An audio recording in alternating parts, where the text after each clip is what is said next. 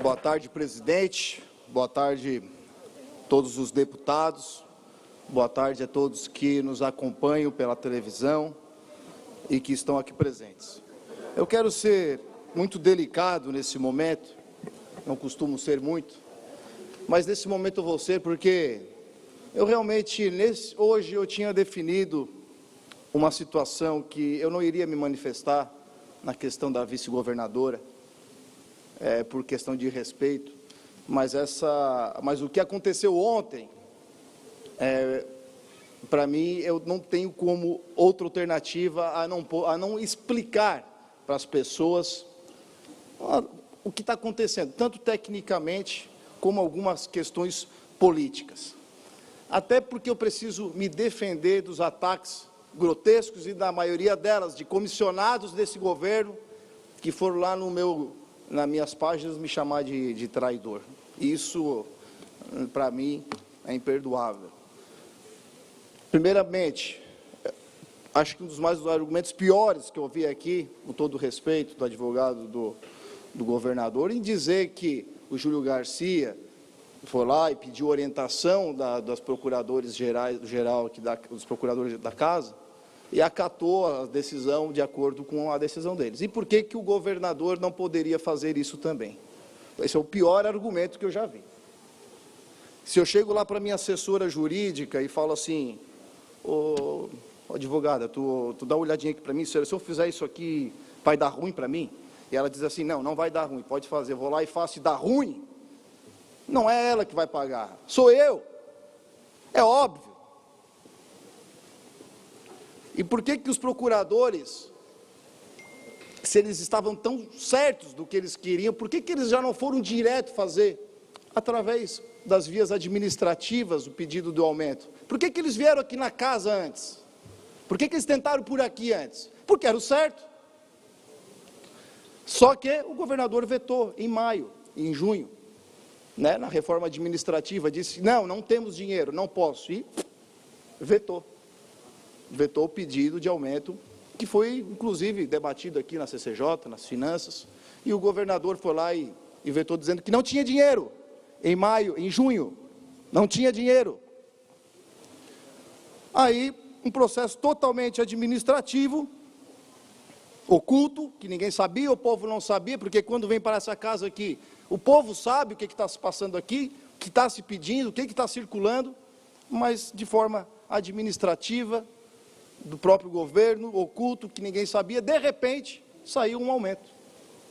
E aí, o que há 4 meses atrás não tinha dinheiro, agora tinha dinheiro.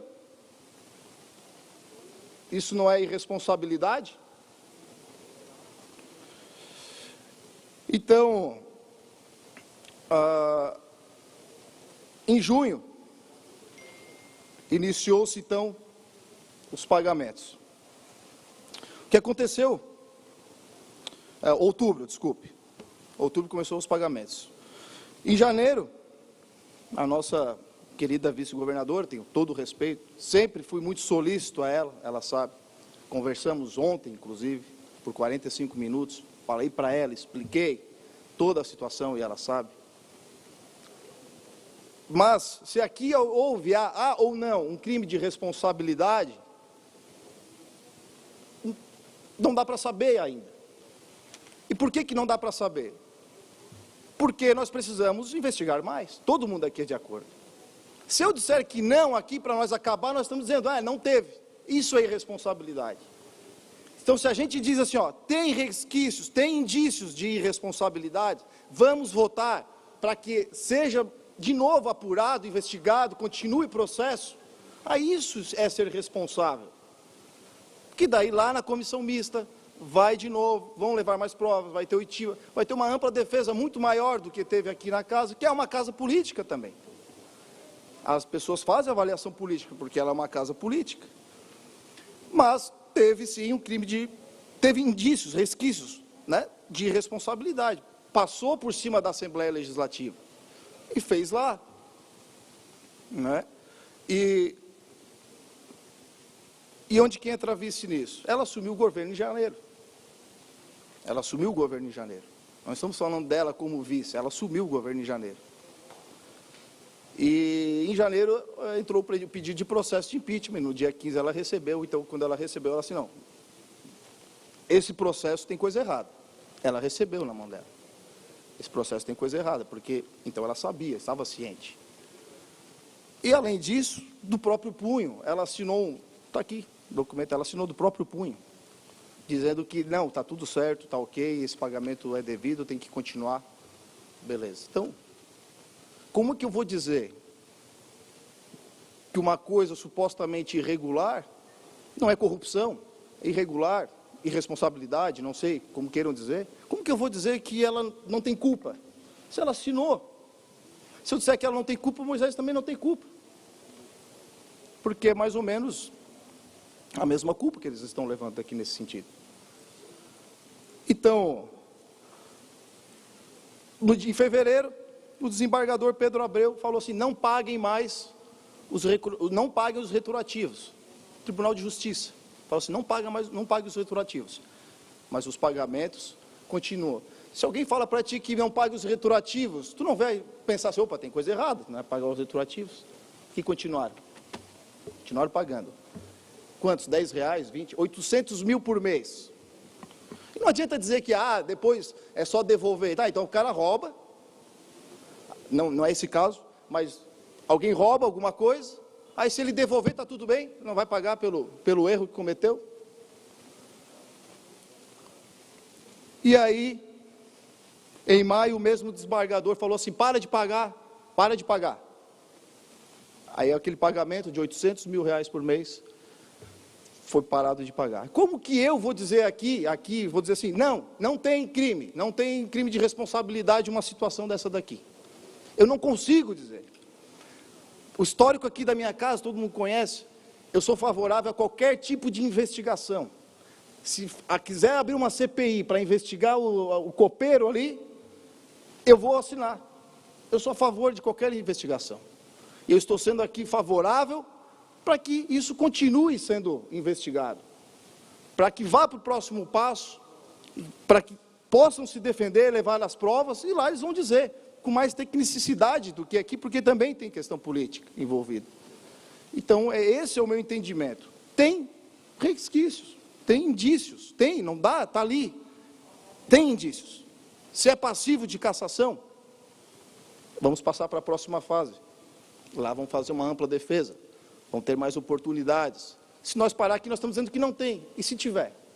Como é que fica? Nós é que fomos irresponsáveis. Esse é o meu argumento mais técnico. E é fato. Agora, uma das coisas que mais me deixou triste, toda a movimentação, eu falei para vice, essa movimentação vai colocar nós numa saia justa. Porque é assim. 45 minutos falando. Não deu outra. Né? Nós aqui da bancada sofremos ataques que eu nunca recebi. E lógico, muitos observei cargos comissionados, assessorzinho de deputado interessado em cargo comissionado, que eu sei, e dizendo traidor. Tudo defendendo seus interesses. Mas aí, dizer que o Bolsonaro estava influenciando aqui, pedindo apoio, isso foi uma sacanagem. Ligou a advogada, que eu gosto muito, respeito, a advogada do partido, da Aliança, me ligou ontem à noite, porque lá no grupo lá eu falei que não havia ninguém me ligado. Quem me ligou foi um assessor de um ministro que falou que que o presidente pediu. Isso para mim não tem validade, eu mereço o respeito do presidente, porque todo mundo sabe o quanto eu defendo ele aqui. E eu falei para ela, se ele me ligar amanhã meio-dia, e o que ele disser eu vou fazer. Até meio-dia, se ele me ligar, ele, não é fulano, ciclano que mandou, Beltrano, não. Se ele me ligar, eu devo o meu mandato para ele. E ele vai, e eu vou contemplar. Mas ele tem que me ligar até meio-dia, para eu saber. Ainda assim, eu vou argumentar, vou tentar mostrar para ele, talvez algo que ele não saiba, mas se ele bater o martelo, eu faço o que ele mandar. Não me ligou. Então, criar uma narrativa sendo cobrado, no final, o pessoal que nos segue ali vê aquela situação, porque não sabe, né? Quem que está ali comentando, fomentando aquilo ali. E aí acha que realmente eu estou traindo uma decisão do Bolsonaro. Isso é uma sacanagem que eu não perdoo. E, para finalizar, vai abrir precedente para outros cassação. Bom, se nós parar aqui, também vai abrir precedente para outras irresponsabilidades. Então, isso é um argumento raso. Inclusive, o próprio governo federal deu um parecer dizendo que esse processo não interfere em nada, que inclusive a tentativa do governador é que tentou interferir nos poderes. Então, um processo totalmente legal, e eu estou só seguindo na questão da vice, não tenho nada contra ela, a única coisa são os erros estratégicos que ela adotou no último dia, mas se eu disser aqui que ela não tem culpa, eu estou dizendo que o Moisés não tem culpa, obrigatoriamente, tecnicamente falando. Traidora do Bolsonaro, não, ela gosta, eu sei que ela gosta, ela defende, mas tecnicamente a gente tem que saber que ser governador tem suas responsabilidades. Ser vice é figurativo. Quando tu é vice, tu não é nada. Só estás ali, é figurativo, esperando para, no momento certo, ocupar aquela vaga ali. A partir da hora que tu ocupou aquela vaga ali, tu é governador. E tu tens o poder na mão. Tu é governador, não é mais vice. E aí não é mais figurativo. Então, a responsabilidade dessa casa aqui é, sim, ter que passar esse processo para frente, para que se continue investigando. Porque nem o Tribunal de Justiça sabe se isso é ou não é irregular. Porque uma hora, como diz a advogada aqui, a Blasi, ele assinou lá no começo dizendo que estava certo. De repente, ele não assinou mais. Nem ele sabe. Como que nós vamos saber? Passa para frente.